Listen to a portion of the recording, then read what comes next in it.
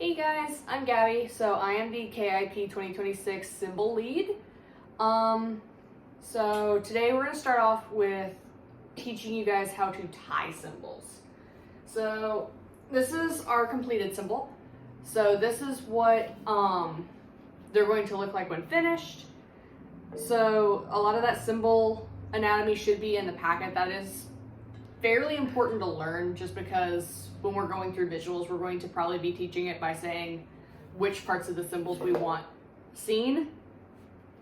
So this is our big plate, our pad, and our strap.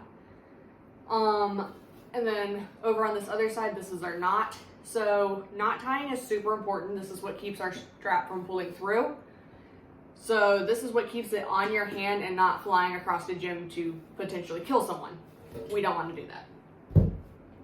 So this is what they look like disassembled. So a lot of times you're going to want to know how to tie this because you want it to fit you the best, or it's not going to be a very comfortable instrument to use.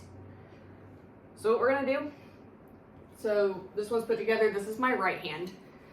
So when I put this one on, you're going to see, kind of, that this part of the strap by my index finger is actually overlapping over this other one that's by my thumb.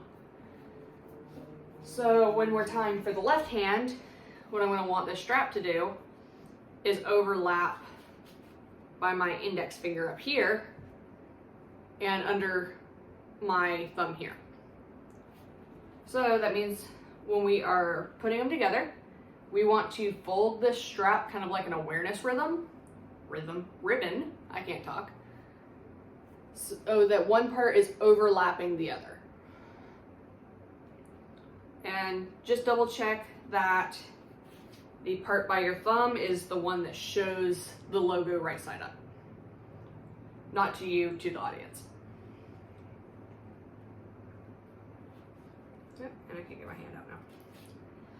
So once we have this awareness ribbon shape, we're going to match our tails up. That's these long dangly parts. So you're going to match them up top to bottom. And then the part that's away from the overlap, so when I'm tying this one, it's going to be this tail, is going to stack on top of these others. And then really take a second to make sure that these are stacked neatly, because otherwise what we're going to do is we're going to end up twisting it, and that can cause your strap to be a lot shorter than you want it to be, or it can also just straight up twist on you and cut off some circulation, and that is not a comfy feeling. So by the end of it, you should still have your awareness ribbon shape, but you should have 4 neatly stacked tails. There we go. So I'm going to take my neatly stacked tails and I'm going to put it through the hole in my pad. So I have a nice define pad, so we're going to thread it through all different fabric layers. In auditions, we will probably have the leather Zildjian pads. So those will only have one hole. Those are a little easier to thread through. And then we're going to take our tails again, and we're going to thread this through the hole in the center of our plate. So you want your pad to rest on what we call the bell of the cymbal, which is this raised part. And then the knot will fit down into that dip on the underside. So again, as we're putting it through, just make sure that they're still neatly stacked and they do not twist, because twisting is going to make it very hard to perform what you need to do. So we pulled it through. What we need to do is put our hand in, and there should be a good breakdown of Garfield in the packet, but what we do is we're going to put it through the smaller side of the hole, twist our hand around, get that on, feeling nice and comfortable where we like to play, and we're going to pull that through until it's snug. You don't want it super tight that it feels uncomfortable to hold. You also don't want it so loose that you're going to have to like hold on to it. So a lot of people describe it as like the strap hugging your hand. And you'll kind of feel that where it's just like your hand naturally wants to rest on the cymbal. So I'm going to hold that, I'm going to pinch it, I'm going to take my other hand out, and this is where we're going to flip it over and set it down. So this can be a little bit of the confusing part. So since we stack them neatly, we have basically 2 sections, and then we can pull these 2 sections, or pull these top 2 pieces to the side a little bit. So now we have our 4 strings and a nice plus sign. You can see that very well. Oh, there we go. Well, it's going crazy, but. So we'll have a nice plus sign. Now what we're gonna do is tie I've heard this called a lot of different knots. I've always called it a box knot. But we make a small loop with one of our tails. I might have to get closer to the camera for this.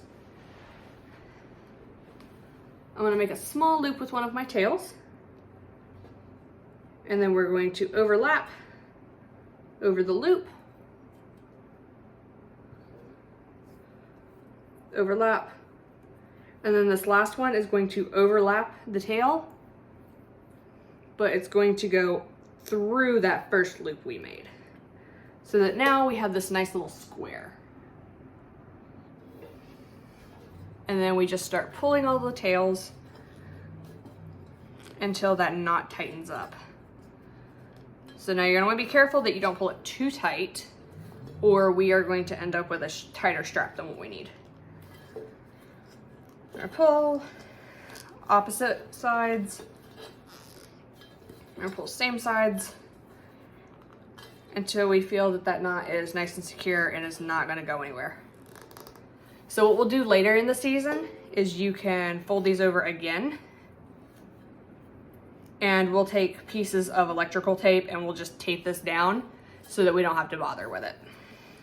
But for now, I have a cymbal strap that should comfortably fit my hand. That's a little tight, but it's all right. So the thing with tying these knots, especially early season, is you will probably have to tie and retie them several times just until you get used to what the strap should feel like. I'm gonna pull that a little bit. There we go. Hey guys, so for this portion of the video, we're going to go over some like common issues with positioning. So all the positions, all the definitions should be in the packets. I did a couple of demo pictures. So I'm gonna just go over the common mistakes we do with them. So first one, for our ground position, our cymbals will be laying on the ground like this.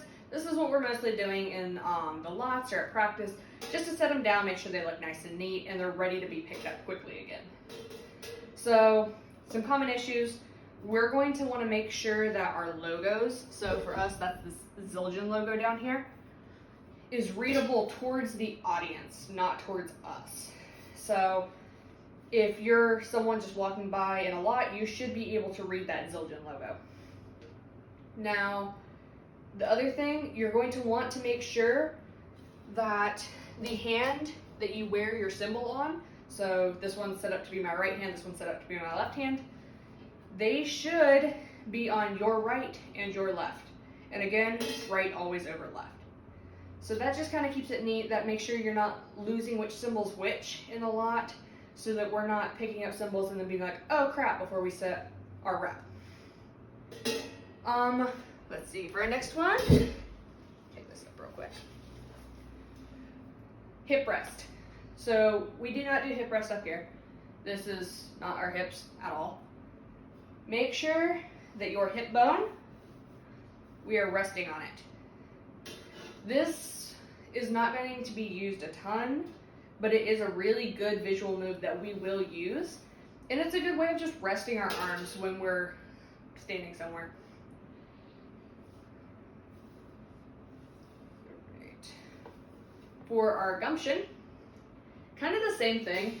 Don't let your cymbals drift too high. I've been told this comment personally a lot. Make sure you keep those arms and shoulders relaxed and just keep them pushed out in front of you. So the way it's usually described is our arm is a nice comma, and that should just move straight up. You know, we shouldn't have to like bend our elbow, bend our shoulder, anything like that. Just move your cymbal. Same thing with vertical. So we don't want to have them right here. We will crash our nose and that will not feel good. Make sure that you're swinging your arms straight up and that they're pushed out in front of you. You are going to want to practice that a lot because your arms will get very tired very quickly. Mine still do. So pushed out, straight in front of us. Other things with positions, actually probably the main thing with any position, is pay attention to your blade. So that's this thin edge of our cymbal. That is what the audience is seeing in pretty much all of our positions.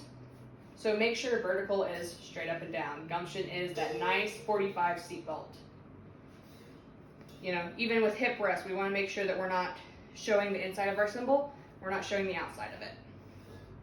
All right, we are going to do wrist rotations now. So even more important, honestly, than anything else you read in the packet is we have to nail the wrist rotation first. Wrist rotation is the basis for every single flip visual movement that we do. So you'll see in the packet a little demonstration of it. I just kind of want to show you like how it looks like, I would say in person, but you know what I mean. So when we are doing these rotations, just a very simple way to practice this at home, because again, it's extremely important. Face your palms towards each other. If we're doing inward rotation, we are taking our thumbs and we are moving in, we are moving up to wave high, and we're bringing back around. So it's a very simple motion, but if I take my cymbals, my giant, flashy, big plates of reflective material, and do the exact same motion, you can see that, especially when you, that was a bad flip, especially when you get a little bit faster with it, it looks really big. But all we're doing is that same motion. So start nice and slow with it, feeling like the end range stretch of our wrists. And then just do that same thing once we get the cymbals on. So same thing with outward rotation. We're going to have our hands in front of us. We're going to take our thumbs. We're going to move outward, down, like we're stretching our wrists, and back up. So the outward rotation is not used as much, but still extremely important. Again, I'm going to put on the cymbals. We're going to go thumbs out, fingers down, back around. So, as you're moving a little faster, again, you're getting your flash points, which is this point right here. So this is the most important. And the deeper stretch we can get with it is the more we can flash that cymbal out towards the audience. So, as you're practicing these, make sure you also practice opposite direction. So, when we're doing those flips, we're doing inward rotation, but when we start getting into our more complicated flips, we're going to go opposite directions. So, if you notice, my left hand is doing that same inward rotation while my right hand is doing that outward rotation. So make sure you're practicing that too, is your hands go in two opposite directions. Because then what we get into is our SJB flips, which is when we're going opposite directions.